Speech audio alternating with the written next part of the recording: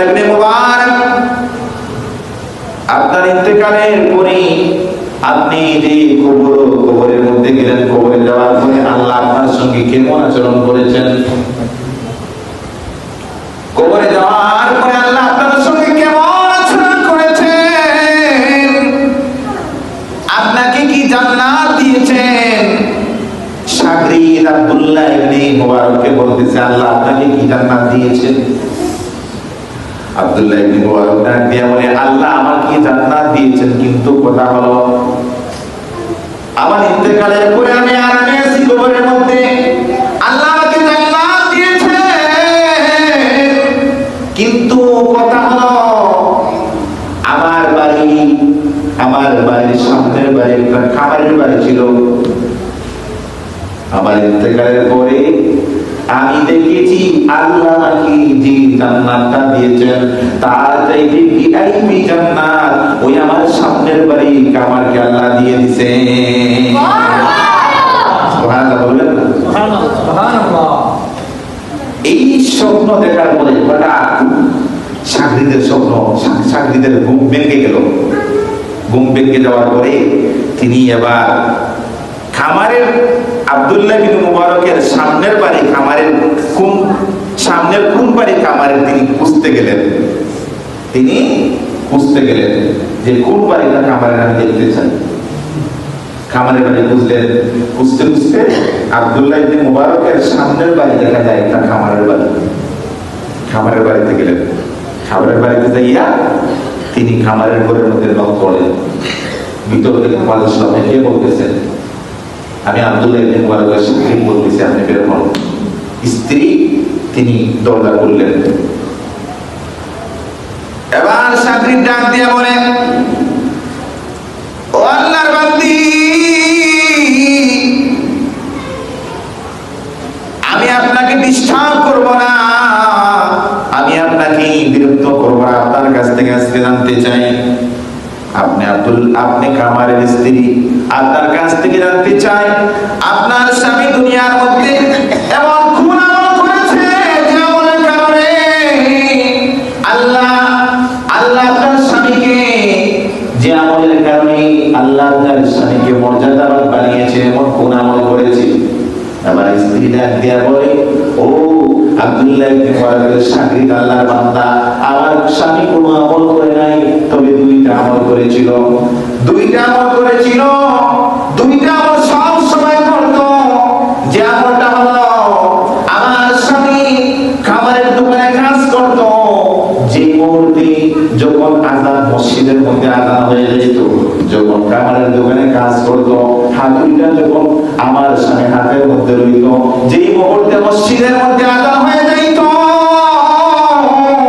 সাথে সাথে হাতুড়ি বাড়াইয়া আল্লাহর মসজিদে নামাজ পড়ার জন্য রওনা হয়ে যাইত। জোরে বলেন সুবহানাল্লাহ।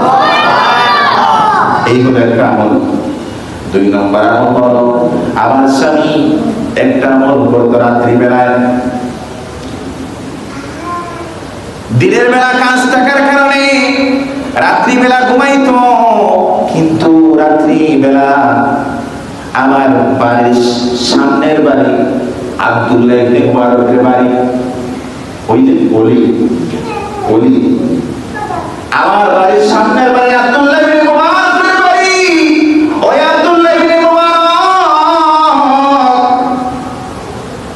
সারা রাত্রি তাহাজ্জুদ নামাজ আদায় করতো। আমার স্বামী ওই আব্দুল্লাহ ইবনে মুবারকের নামাজ পড়া দেখে, ওই দৃশ্য দেখে আমার স্বামী আফসোস করতো, আর আল্লাহর কাছে বলতো, আল্লাহ আমাকে আপনি গরীব বানিয়েছেন, আজকে আমার টাকা না থাকার কারণে দিনের বেলা কাজ করতে হয়, রাত্রে বেলা ঘুমাইতে হয়, কিন্তু আমার বড় আফসোস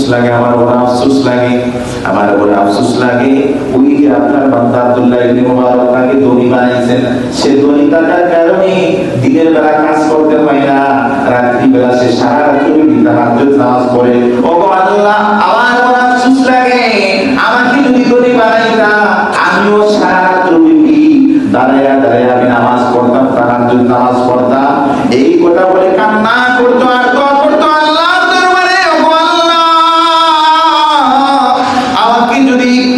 আব্দুল্লাহ ইবনে মুবারকের মতন দড়ি বানাইলে আমিও তোমার কলমে পড়ে পড়ে আমি সারা রাত বিশ্বের দিতাম। এই কথা বলে আল্লাহর কাছে দোয়া করতো, কান্না কাটি করতো।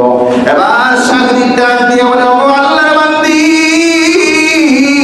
তোমার স্বামীর এই দুইটা আমলের কারণে আল্লাহ কবরের মধ্যে যে পরিমাণ মর্যাদা দিয়েছেন, ওই আব্দুল্লাহ ইবনে মুবারক যে জান্নাতটা পেয়েছে, ওই আব্দুল্লাহ ইবনে মুবারক সারা রাত তাহাজ্জুদ নামাজ পড়ে যে পরিমাণ মর্যাদা পেয়েছে, যে পরিমাণ জান্নাত পেয়েছে, আপনার স্বামী ওই 2-4 রাকাত রাত্রিবেলা তাহাজ্জুদ নামাজ পড়ার কারণে দোকানের মধ্যে হাতুড়ি বানাইয়া আল্লাহু আকবার বলে শুনে যখন মসজিদে যাইতো, এই দুইটা আমল করার কারণে আল্লাহ ওই আব্দুল্লাহ ইবনে মুবারক যে জান্নাতটা পেয়েছে, আপনার স্বামীকে আল্লাহ তাআলা মায়া করে তার চাইতে এই জান্নাত দিয়ে দিয়েছে।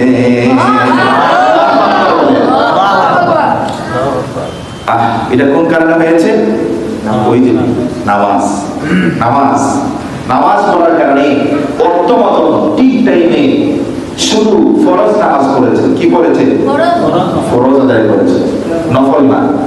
এই যে আল্লাহু আকবার মসজিদের মধ্যে আযান হইতো, আর এইগুলি শুনে সকল কাজ ত্যাগ করে দিয়ে বাড়াইয়া মসজিদের মধ্যে আযান দিত আর নামাজে চলে যেত। এই ঠিক অর্থমত নামাজ করার কারণে আল্লাহ পাক এমন জান্নাত দিয়েছেন যে আল্লাহর ওলি আব্দুল্লাহ ইবনে মুবারক সারাটা জীবন তাহাজ্জুদ নামাজ পড়ে নফল, ফরজ, ওয়াজিব, সুন্নাত, মুস্তাহাব সব কিছু আদায় করেও যে পরিমাণ জান্নাতটা পেয়েছেন, তার থেকে ডবল এই জান্নাত আল্লাহ কামারকে দিয়ে দিয়েছেন। জোরে বলেন সুবহানাল্লাহ।